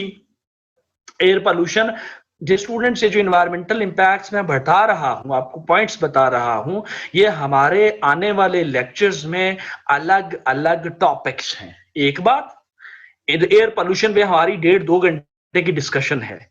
यहां पे सिर्फ इतना बता रहा हूं कि आपकी एयर पोल्यूशन स्टार्ट कहां से हुई? इंडस्ट्रियल रेवोल्यूशन से स्टार्ट हुई। और जब आप पूरा टॉपिक पढ़ेंगे तो उधर में से आप अच्छी अच्छी 2-3 चीजें उठा के एक अच्छा सा पैराग्राफ इधर सेट करेंगे और इसको कनेक्ट कर देंगे किसके साथ? इंडस्ट्रियल रेवोल्यूशन के साथ। भाई छोड़े, मैं एक सिंपल सी बात बताता हूं आपको कि जनाब आपने कहा कि ये इंडस्ट्रियलाइजेशन हो रही थी, इसके नतीजे में, इंडस्ट्रियल रेवोल्यूशन के नतीजे में, तो भाई आपकी जो मशीन्स हैं, इक्विपमेंट्स हैं, वो किस पे चल रहे थे? कोल का इस्तेमाल कर रहे थे आप, और इसी कोल को आप फॉसिल फ्यूल कहते हैं, और यही कोल आपको CO2 देता है, यही कोल आपको कार्बन मोनोऑक्साइड देता है, और यही कार्बन मोनोऑक्साइड और कार्बन डाइऑक्साइड आपकी फर्दर एयर पोल्यूशन कॉज करती हैं, और वही एयर पोल्यूशन आपको ग्लोबल वार्मिंग के लेवल पे लेके जाता है, और वही ग्लोबल वार्मिंग आपको क्लाइमेट चेंज पे लेके जाता है। सो बात करने का मकसद ये हुआ कि आज जो इन्वायरमेंटल प्रॉब्लम्स आप फेस कर रहे हैं, इन तमाम की जो शुरुआत है वो आपकी इंडस्ट्रियल रेवोल्यूशन से होती है। क्योंकि आप बात कर रहे हैं ह्यूमन एक्टिविटीज का, तो भाई जब आपकी दुनिया में इंडस्ट्रियल रेवोल्यूशन आया तो उसके नतीजे में दुनिया के अंदर एंथ्रोपोजेनिक या ह्यूमन एक्टिविटीज जो हैं वो ज्यादा हो गई, और उसके नतीजे में हमें मसाइल का सामना करना पड़ रहा है। एयर पोल्यूशन आपके इंडस्ट्रियल रेवोल्यूशन से, वाटर पोल्यूशन इंडस्ट्रियल रेवोल्यूशन से, जी हां, ओजोन लेयर डिप्लीशन लिखें, इसमें ओजोन लेयर डिप्लीशन लिखें, ग्लोबल वार्मिंग इंडस्ट्रियल रेवोल्यूशन के साथ, बायोडाइवर्सिटी लॉस इंडस्ट्रियल रेवोल्यूशन की वजह से, पॉपुलेशन एक्सप्लोजन जो आबादी आपकी ज्यादा बढ़ी वो इंडस्ट्रियल रेवोल्यूशन की वजह से। जी हां कमल नौरीन, एसिड रेन भी लिखे हैं। अब आप एक उस पे पटड़ी पे मेरे ख्याल से कुछ स्टूडेंट्स हैं वो आना शुरू हो चुके हैं। मेरी ये कोशिश होती है कि स्टूडेंट्स को एक बार ट्रैक पे तो लेके आ जाऊं। इसके अलावा लैंड पोल्यूशन या सॉइल डिग्रेडेशन, वो इसके नतीजे में। जो डिफॉरेस्टेशन आपकी हुई दुनिया में, जंगलात का कटाव जो है, भाई आपने पेपर इंडस्ट्री स्टैब्लिश की ना इसके नतीजे में। तो पेपर आप किससे बनाते हैं? लकड़ी से, प्लांट से बनाते हैं। आपने जो फर्नीचर बनाना शुरू किया वो आपने प्लांट्स को इस्तेमाल किया। आपकी जो फार्मास्यूटिकल प्रोडक्ट्स थी, जो मेडिसिन्स थी, दवाइयां थी, डियर स्टूडेंट्स, क्या आपको ये पता नहीं है कि आपकी 70% मेडिसिन जो हैं that comes from the plant sources, that comes from the plant sources. So deforestation भी इसकी वजह से। फिर the emergence of new diseases, जो स्टूडेंट्स मैं मेंशन कर दूं कि there was no cholera found before the industrial revolution, there was no typhoid found before the industrial revolution. ये बीमारियां नई थी उस वक्त आपके जो इंडस्ट्रियल रेवोल्यूशन के बाद दुनिया में आई। इस तरह की बीमारियां पहले आपके पास्ट में, माजी में नहीं थी। तो बात करने का मकसद ये हुआ कि भाई इसी इंडस्ट्रियल रेवोल्यूशन के नतीजे में आपके इन्वायरमेंटल कंपोनेंट्स जो हैं वो तमाम के तमाम आपके मुतासर हुए, अफेक्ट हुए, और जिसके नतीजे में हम ये कहते हैं कि अच्छा जनाब आपको ये इन्वायरमेंटल डिग्रेडेशन जो है वो आपको तोहफे में मिली है। एक बात ये हो गई, ये तो हो गया एनवायरमेंटल एस्पेक्ट। अगर इसको मैं थोड़ा सा और नेक्स्ट लेवल पे लेके जाऊं, जो शायद आप पेपर में लिखने की जरूरत नहीं है, आपने पॉलिटिकल साइंस पढ़ा होगा। भाई आपने इंडस्ट्रियल रेवोल्यूशन ही है जिसके नतीजे में दुनिया के अंदर जो है वो आपका कैपिटलिज्म जो है वो बरपा, कैपिटलिज्म इमर्ज हुआ फैक्ट्री सिस्टम के नतीजे में। और उसी कैपिटलिज्म को काउंटर करने के लिए कम्युनिज्म जो है, कार्ल मार्क्स जो है वो अपनी थीरीज के साथ ऊपर आता है। सो दुनिया के अंदर जो आइडियोलॉजिकल आपकी डिवीजन है दो बड़े ब्लॉक्स में, उसकी वजह भी तो आपकी यही इंडस्ट्रियल रेवोल्यूशन है ना भाई, अगर मैं एनवायरमेंटल एस्पेक्ट को छोड़ के बात करूं। द स्टूडेंट्स, क्या यहां तक चीजें क्लियर हैं? ये तमाम पॉइंट्स जो मैंने आपको लिखवाए, global warming, biodiversity loss, ozone depletion वगैरह, इनकी डिटेल हमने अगले लेक्चर्स में करनी है। शाबाश। अब सवाल ये है, छोटा सा सवाल है, सर नॉइज पोल्यूशन भी इंक्लूड होगा? जी बिल्कुल होगा जनाब, क्यों नहीं होगा। नॉइज पोल्यूशन के सोर्सेस क्या हैं? ट्रैफिक से नॉइज पोल्यूशन आता है, इंडस्ट्रीज से, फैक्ट्रीज से नॉइज पोल्यूशन आता है। तो ये इधर ही है ना, आपके इसी के साथ है। जो डोमेस्टिक अप्लायंसेज है आपके पास, घर का रेफ्रिजरेटर है, जो आपका टेलीविजन है, जो आपके घर में म्यूजिक स्टेशन लगा हुआ है, वो ये तमाम, ये सारी टेक्नोलॉजिकल चीजें हैं ना भाई। तो नॉइज पोल्यूशन है ना, फिर इसका कनेक्शन है इसके साथ। अच्छा, अब सवाल ये है कि जनाब ऐसी कौन सी वजूहात थी जिसकी वजह से आपकी दुनिया में या आपको इंडस्ट्रियल रेवोल्यूशन की जरूरत पड़ी, या ऐसी कौन से फैक्टर्स थे जिसकी वजह से दुनिया के अंदर इंडस्ट्रियल रेवोल्यूशन जो है वो आपका अपने आप को इस्टेब्लिश करने में कामयाब होता है? ठीक हो गया जनाब, कॉजेज लिखेंगे आप। और डियर स्टूडेंट्स, मेंशन कर दूं कि ये कॉजेज आपको किसी भी किताब में इंशाल्लाह नहीं मिलेंगे, क्योंकि इसका कॉपीराइट मेरे अपने पास है, ये मैंने खुद से पॉइंट्स तख्लीक किए हैं। अच्छा, अब causes that led to the industrial revolution, towards the industrial revolution? Number one, the students, number one was the humans' quest for betterment. Humans' quest for betterment. The students, इंसानी जुस्तजू, अगर इंसान अपनी जुस्तजू को जारी ना रखता तो क्या आज हम केव इरा में मौजूद ना होते? इंसान ने हमेशा से ये कोशिश की कि मेरा मुस्तकबिल जो है वो आसान हो, वो बेहतर हो, और उसी बेहतरी की कोशिश में उसने अपनी तमाम एनर्जीज को सर्फ किया, इस्तेमाल में लेके आया, और उसी क्वेस्ट की वजह से इंसान जो है वो साइंस तक पहुंचा और इंडस्ट्रियल रेवोल्यूशन तक पहुंचा।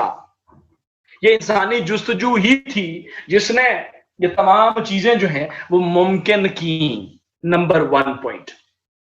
अब ये जुस्तजू ऐसे ही नहीं हो जाती भाई, कोई चीज थी इंसान के पास जिसकी वजह से, जिसकी बुनियाद पर इंसान ने जुस्तजू की, या एज अ टूल वो किसको इस्तेमाल कर रहा था?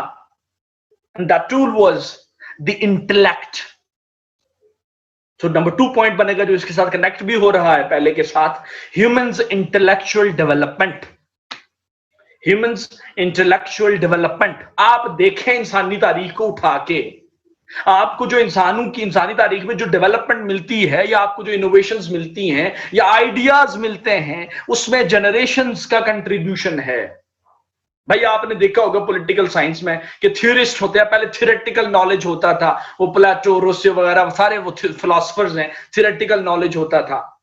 फिर बाद में ये आहिस्ता आहिस्ता थ्योरेटिकल नॉलेज आपका साइंस की तरफ आया, और ये जो पूरे का पूरा सफर था इसमें आपकी जनरेशंस लगी हैं, ये नस्लों पे मुहित सफर था, और इसी वजह से, इसी सफर की वजह से इंसान का हर नस्ल गुजरने के बाद इंटेलेक्ट जो है वो आपका डेवलप होता चला गया, एडवांस होता चला गया, और आखिर में वो कहां पे लेके आया? आपको साइंस की तरफ लेके आया।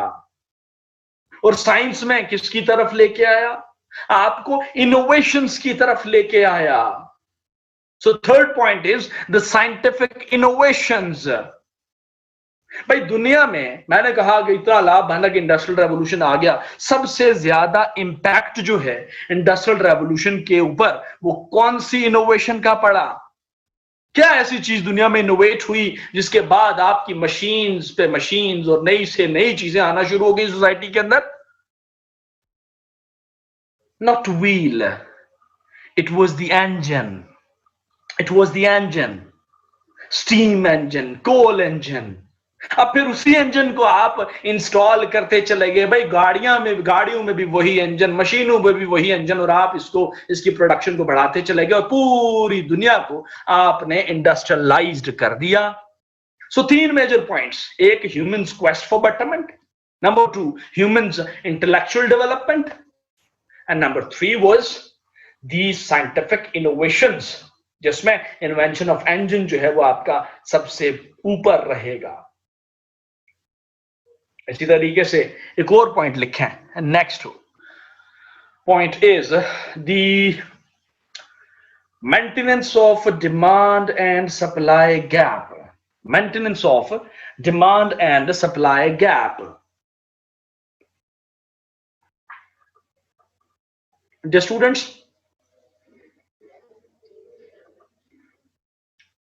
मैंने कहा आपसे कि आपके जो प्रोडक्शन स्पीड थी वो कम थी, उसकी कमी की वजह से आप अपनी सोसाइटी की नीड्स को पूरा नहीं कर पा रहे थे। सो आप नए ऑप्शंस की तरफ गए। आपको जरूरत थी कि आप अपने प्रोडक्शन एबिलिटी को इंक्रीज करें, और यही कोशिश आपको इंडस्ट्रियल रेवोल्यूशन तक लेके आती है, जब आपने मशीन्स को इस्तेमाल करते हुए आपने जो ब्रिज किया, अपने डिमांड एंड सप्लाई गैप को ब्रिज करने के लिए आपने ये इंडस्ट्रियल रेवोल्यूशन लेके आए। सो 4 बड़े कॉजेज हैं, 4 बड़ी फैक्टर्स हैं जिसकी वजह से इंसान जो है वो आपके इंडस्ट्रियल रेवोल्यूशन पे पहुंचा। ठीक हो गया जनाब? अल्लाह भला करे आपका। अब ये 4 हो गए। जो स्टूडेंट्स, इंडस्ट्रियल रेवोल्यूशन अपने इख्तिताम को पहुंचा, लेकिन यहाँ पे जरा छोटी सी बात करेंगे मुमलकत खुदादाद की, यानी पाकिस्तान की बात करेंगे कि जनाब हमारे यहाँ इंडस्ट्रियल रेवोल्यूशन को लेके क्या डेवलपमेंट या क्या प्रोग्रेस हुई पाकिस्तान का पर्सपेक्टिव। मेरे से ज्यादा आप लोगों को पता होगा, मैं छोटा सा एक आइडिया देने की कोशिश करूंगा। द स्टूडेंट्स, 1947 में जब सब कॉन्टिनेंट को तकसीम किया गया तो उस तकसीम के नतीजे में पाकिस्तान मर्ज वजूद में आता है, और फिर ये तय हुआ था कि आपके सब कॉन्टिनेंट के जितने भी रिसोर्सेज हैं वो आपका इंडिया और पाकिस्तान जो है वो आपस में डिवाइड करेंगे, उनका जो है फेयर डिवीजन होगा। और जो डिवीजन हुई और जिसमें हमारा ये पॉइंट ऑफ व्यू है जनाब के हमारे यहाँ जो एसेट डिस्ट्रीब्यूशन हुई सब कॉन्टिनेंट के अंदर, उसमें हमारे साथ नाइंसाफी की गई। हमें जो हमारा शेयर मिलता था वो हमें नहीं मिला। और हमें यह भी पता है कि 1947 में जब पाकिस्तान बना तो Pakistan economic point of view से इंतहाई कमजोर मुल्क था। और हमें यह भी पता है कि जनाब पाकिस्तान जब बना तो सब कॉन्टिनेंट के अंदर जो इंडस्ट्रियल यूनिट्स थी, जो इंडस्ट्रीज थी, वो ज्यादातर इंडियन टेरिटरी के अंदर आ गई। पाकिस्तान के पास तो गिनी चुनी 4, 5, 6 इंडस्ट्रीज थी। मैं आपको कहीं पढ़ रहा था मैं कि टोटल जो हमारी लेबर जो है आपकी इंडस्ट्रियल एक्टिविटी, जो इंडस्ट्रीज जो फैक्ट्रीज में काम करती थी पाकिस्तान की, that was only 2600, which was nothing. 2600, यानी पाकिस्तान जब बना तो हमारी टोटल लेबर जो इंडस्ट्रीज में फैक्ट्रीज में काम कर रही थी वो उसकी तादाद 2600 थी। यहां से अंदाजा लगाएं कि हमारे यहां कितनी ज्यादा फैक्ट्रीज थी। सो एक बात तो ये क्लियर हो गई कि 47 में पाकिस्तान के पास इंडस्ट्रियल नेटवर्क जो है वो नहीं था और हमारी इकोनॉमी भी कमजोर थी, हम अफोर्ड भी कुछ नहीं कर सकते थे। और फिर हमारे यहां एक और बड़ा मसला होता है कि हमारे यहां हमारे पाकिस्तान के बनते साथ ही हमारा इशू, हमारी वॉर हो जाती है कश्मीर को लेके इंडिया के साथ, और हमारी तवज्जो जो है वो इंडस्ट्रियल डेवलपमेंट नहीं रहती। और फिर हम देखते हैं कि भाई पाकिस्तान में एक लीडरशिप का एक वैक्यूम नजर आता है। कायदे आजम की डेथ के बाद, लियाकत अली खान की जो आपकी शहादत है उसके बाद आप देखते हैं कि हमारे पास एक लीडरशिप का वैक्यूम आया पाकिस्तान में। वो भी एक वजह बना जिसकी वजह से आप इंडस्ट्रियल डेवलपमेंट की तरफ नहीं सोच पाए। और फिर हमने देखा, हमने ऑब्जर्व किया कि जनाब पाकिस्तान ऑलमोस्ट 10 से 11 साल एक पॉलिटिकल इंस्टेबिलिटी का शिकार रहा। भाई 1950s के दौरान आपके 6 से 7 प्राइम मिनिस्टर चेंज हुए थे with the passage of time. That shows कि पाकिस्तान पॉलिटिकली इनस्टेबल था, जिसकी वजह से पाकिस्तान में कोई खास जो डेवलपमेंट है इंडस्ट्रियल पॉइंट ऑफ व्यू से वो नहीं हुई। फिर हमने देखा कि जनाब आपका पहला मार्शल लॉ लगता है, जनाब क्या कहते हैं उसको, जनरल अयूब साहब आते हैं। जनरल अयूब साहब का इरा जो है वो 60s में 1958-59 में आए थे। और 60s में हमने देखा कि 60s में पाकिस्तान में इंडस्ट्रियल डेवलपमेंट आती है, पाकिस्तान में इंडस्ट्रीज को इस्टेब्लिश किया जाता है, पाकिस्तान में इंडस्ट्रियल एक्टिविटी जोर पकड़ती है। और इसी के नतीजे में हमने देखा कि 1960s के टाइम को आज भी हम कोट करते हैं कि भाई उस वक्त हमारी जीडीपी ग्रोथ जो थी वो 6 में थी, 6%, 6.5%, 5.5%। आप उठा के देखिए 60s के स्टैट्स को। किसकी वजह से? इंडस्ट्रियल रेवोल्यूशन की वजह से। Not only the green revolution, industrial revolution की वजह से। मिथत ग्रीन रेवोल्यूशन भी 60s में आया था, इसमें कोई शक नहीं है। लेकिन इंडस्ट्रियल एक्टिविटी भी आपकी, इंडस्ट्रियल जो आपका एग्रीकल्चर की बात करें ग्रीन रेवोल्यूशन की, आपकी एग्रीकल्चर सेक्टर का कंट्रीब्यूशन भी काफी अच्छा था towards the national GDP growth which was in 6 I guess 6%। So उसके बाद आपके जनाब अयूब साहब जाते हैं तो आपके भुट्टो साहब आ जाते हैं। अगेन वो नेशनलाइज करने की कोशिश करते हैं अपने एसेट्स को, तो उसमें भी वो फेल होते हैं। और उसके बाद हमने देखा कि अगेन आपके ज़िया-उल-हक साहब आए, और ज़िया-उल-हक साहब जब आए तो हमारे यहाँ प्रायोरिटीज फिर से चेंज हो गई स्टेट की। इस्लामाइजेशन पे काम होता है, अफगान वॉर हमारी प्रायोरिटी होती है, और अगेन जो आपके इंडस्ट्रियल डेवलपमेंट है वो पाकिस्तान में नहीं हो पाता। फिर ज़िया-उल-हक साहब के जाने के बाद क्या हुआ? 10-12 साल 11 साल बेनजीर भुट्टो साहिबा और आपका नवाज शरीफ साहब जो हैं, इन दोनों के दरमियान हमें कुत्ते बिल्ली का खेल देखने को मिला। एक बाइक आ रहा है, दूसरा जा रहा है, एक असेंबली तोड़ रहा है, दूसरा जोड़ रहा है, बस यही हमें 10-11 साल देखने को मिला।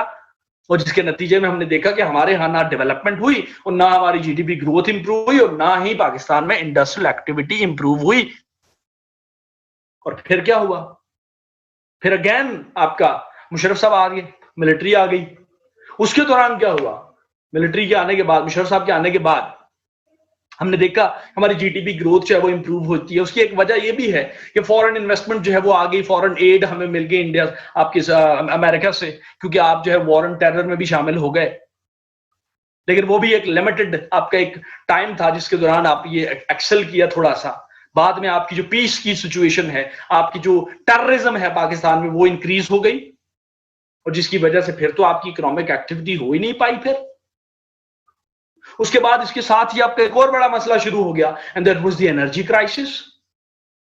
फिर हमने देखा कि आपकी पीपल्स पार्टी आती है 2008 से 12, फिर 12 से 13 से आपके नवाज शरीफ साहब आते हैं। और इन दोनों इराज में पीपल्स पार्टी और पीएमएल नवाज जो है, उन दोनों के दौरान आपने देखा कि हमारे यहाँ एनर्जी क्राइसिस का मसला बहुत ज्यादा रहता है, और जिसकी वजह से पाकिस्तान के अंदर जो इंडस्ट्रियल एक्टिविटी थी, जो इंडस्ट्रीज थी, वो भी भाग गए। कोई बांग्लादेश चला गया, कोई दुबई चला गया, कोई कहां चला गया, जो थे वो भी भाग गए। टेक्सटाइल इंडस्ट्री हमारी सारी की सारी बांग्लादेश चली गई। और फिर हमारी आखिरी उम्मीदें जो वाबस्ता होती हैं वो आपके सी पैक के साथ हैं, चाइना पाकिस्तान इकोनॉमिक कॉरिडोर के साथ। और आज हम ये कह रहे हैं कि भाई हमारे यहाँ जो है वो इकोनॉमिक एक्टिविटी बेहतर होगी, हमारे यहाँ इंडस्ट्रियल एक्टिविटी जो है वो बेहतर होगी। ठीक हो गया जनाब। सो ये ब्रीफ सा थोड़ा सा मैंने बताने की कोशिश की है पाकिस्तानी पर्सपेक्टिव। तो अच्छा जनाब, यहां तक क्लियर है डियर स्टूडेंट्स? इंडस्ट्रियल रेवोल्यूशन अपने इख्तिताम को पहुंचा। जी जनाब।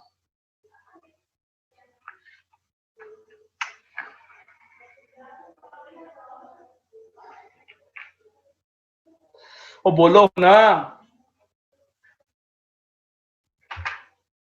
पंजाबी आंदी है तुहानू? अच्छा, अब जनाब अब आ जाएं एग्रीकल्चरल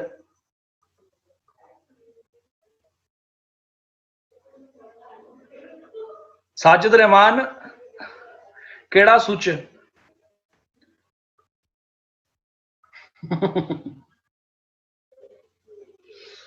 ईमान कह रही है क्या पूछें, और आयशा नवाज कह रही है सर थोड़ी थोड़ी समझ आ रही है। आयशा नवाज थोड़ी समझ क्यों आ रही है, बताओ मुझे, क्यों थोड़ी समझ आ रही है तुम्हें? खुदा का नाम लो, कोई रॉकेट साइंस नहीं बोली मैंने यहाँ पे। अच्छा पंजाबी की बात कर रही है, अच्छा अच्छा अच्छा, ओके ओके ओके, अच्छा ठीक हो गया जनाब। अच्छा खैर, नेक्स्ट जनाब अगला टॉपिक है हमारा, किस पे जाएं? एग्रीकल्चरल रेवोल्यूशन पे आ जाओ।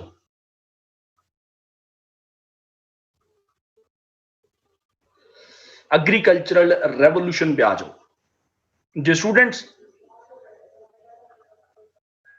एग्रीकल्चरल रेवोल्यूशन क्या है? एग्रीकल्चरल रेवोल्यूशन भी एक ट्रांसफॉर्मेशन का नाम है। और यहां पे आपका जो एग्रीकल्चर सिस्टम है उसके अंदर आपका ट्रांसफॉर्मेशन आया। यहां पे स्पेसिफिकली आप एग्रीकल्चर सिस्टम की बात, एग्रीकल्चर सेक्टर की बात कर रहे हैं। एग्रीकल्चरल रेवोल्यूशन की वजह से आपकी जो एग्रीकल्चरल प्रोडक्शन थी वो इंक्रीज हो गई पूरी दुनिया में। जो क्रॉप्स की प्रोडक्शन थी वो इंक्रीज हो गई पूरी दुनिया में। भाई क्यों इंक्रीज हुई? दो वजूहात थी इसके पीछे। Number one, the use of new technology. Number two, the land productivity. New technology से क्या मुराद है? न्यू टेक्नोलॉजी से मुराद है कि जनाब जो आपने ये ट्रैक्टर्स, थ्रेशर्स वगैरह जो आपके प्लॉइंग मेथड्स थे वो आपके तब्दील हुए, वो आपकी न्यू टेक्नोलॉजी की वजह से हुआ। जो आपने वाटर को बोर करके ट्यूबवेल्स लगाए अपनी पानी की रिक्वायरमेंट्स को पूरा करने के लिए, ये भी आपका लेटेस्ट टेक्नोलॉजी की वजह से ही मुमकिन हुआ। भाई वो एरियाज जहां पे पानी नहीं था, जहां पे एग्रीकल्चरल एक्टिविटी नहीं हो सकती थी, वहां पे पानी की रसाई को मुमकिन बना दिया, पानी की अवेलेबिलिटी को मुमकिन बना दिया, और उसके नतीजे में हमारी एग्रीकल्चरल प्रोडक्शन इंक्रीज हो गई नई टेक्नोलॉजी की वजह से। लैंड प्रोडक्टिविटी कैसे इंप्रूव की? जी एग्जैक्टली मानूर, आपने फर्टिलाइजर्स को इस्तेमाल किया, आपने पेस्टिसाइड्स को इस्तेमाल किया, आपने हर्बिसाइड्स को इस्तेमाल किया, फर्टिलाइजर्स, पेस्टिसाइड्स, हर्बिसाइड्स, फंजीसाइड्स, बेशुमार हैं ये। जो प्लांट डिजीज थी, जो आपकी फसलों की बीमारियां थी, उसको भी आपने काबू में कर लिया। जो आपकी फसलें बीमारी का शिकार होकर खत्म हो जाती थी, अब वो नहीं होती थी, अब आपका वो प्रोडक्शन भी उधर से पूरे का पूरा आना शुरू हो गया। ये तमाम चीजें आपके एग्रीकल्चरल रेवोल्यूशन की वजह से मुमकिन हुई, और एग्रीकल्चरल रेवोल्यूशन आपके इंडस्ट्रियल रेवोल्यूशन की प्रोडक्ट ही है।